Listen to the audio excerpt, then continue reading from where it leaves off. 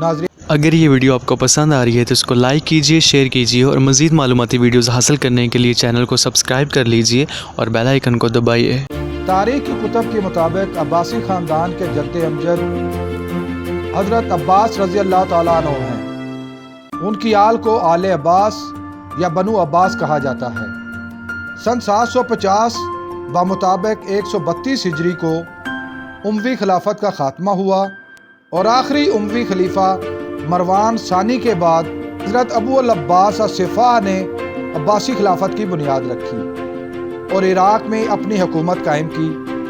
آخری اموی دور میں ابو مسلم خراسانی نے ایران میں عباسی خلافت کے قیام کے لیے بنو ہاشم کا ساتھ دیا۔ اس طرح خراسان بھی خلافت عباسیہ کے تحت آ گیا۔ اس زمانے میں خراسان میں ایران، افغانستان، موجودہ ہندوستان، پاکستان اور کشمیر کے علاقے شامل تھے۔ کشمیر اور پاکستان کے علاقے ہرات کے زیر انتظام تھے۔ حضرت عباس رضی اللہ تعالیٰ عنہ کی اولاد ایران اور عرب ممالک میں آباد ہوئی۔ عباسی دور خلافت کا آغاز سن 750 عیسوی بمطابق 132 ہجری میں، جبکہ اختتام سن 1252 عیسوی بمطابق 656 ہجری میں ہوا۔ اس طرح خلافت عباسیہ کا کل دور کم و بیش 525 سال پر محیط ہے۔ اس عرصہ میں 37 عباسی خلفاء مسند خلافت پر براجمان ہوئے۔ منگولوں کی بغداد پر یلغار کے ساتھ ہی آخری عباسی خلیفہ متعصم باللہ کی حکومت ختم ہوئی اور خلافت عباسیہ کا بھی خاتمہ ہو گیا۔ خلافت عباسیہ کی مکمل تفصیلات ہم ایک الگ ویڈیو میں آپ کے ساتھ شیئر کریں گے۔ کشمیر اور مری میں آباد عباسی سن 1857 کی جنگ آزادی تک اپنے آپ کو دھوند کہلاتے تھے اور بعد میں انگریز ظلم و ستم کی وجہ سے دھوند کی بجائے صرف عباسی کہلانے لگے۔ دھوند بھی دراصل عباسیوں کے ہی اجداد ہیں۔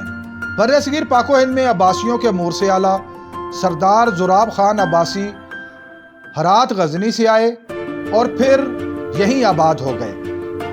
برصغیر پاک و ہند بشمول کشمیر میں آباد تمام عباسی زراب خان عباسی کی اولاد ہیں۔ سردار زراب خان عباسی کی آمد کے حوالے سے تاریخ میں دو روایات ملتی ہیں۔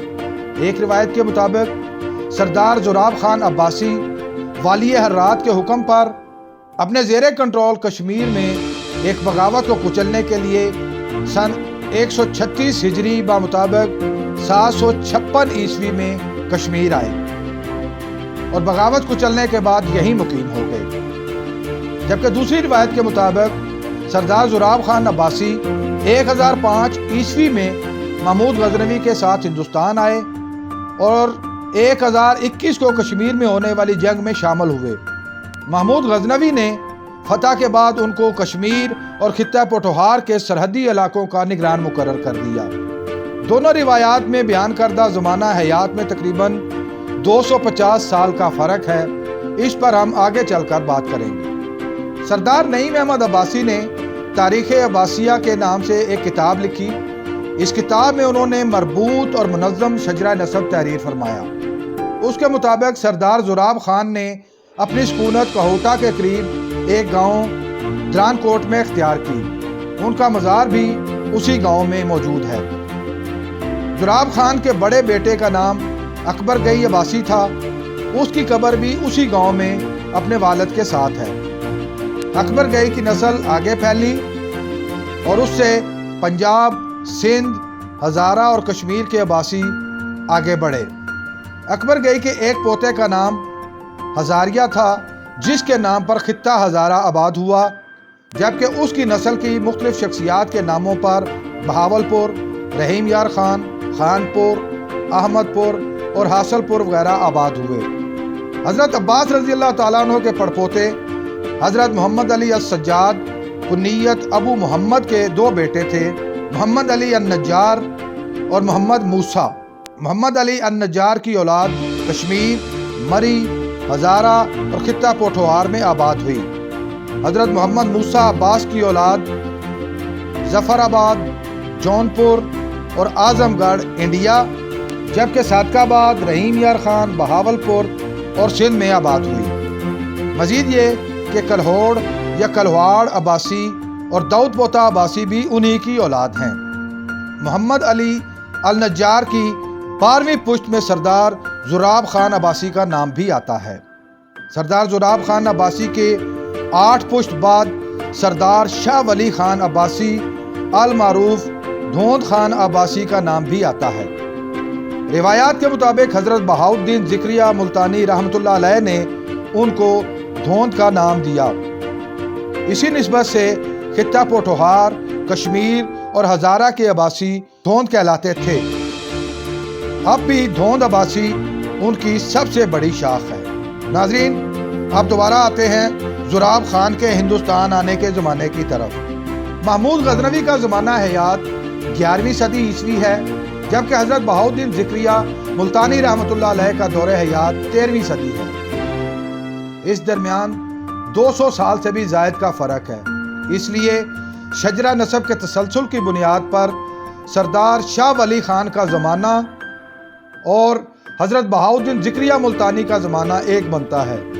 इसी तरह 9 पुश्त पीछे जाएं तो सरदार ज़ुराब खान अब्बासी की आमद का ज़माना 756 ईस्वी दुरुस्त मालूम होता है, जबकि ज़ुराब खान की कब्र पर लगे हुए कतबे पर तारीख़ वफ़ात 1011 ईस्वी लिखी हुई है। कब्र की तामीर माजी करीब में हुई महसूस होती है और कतबा भी बाद में लगाया गया है।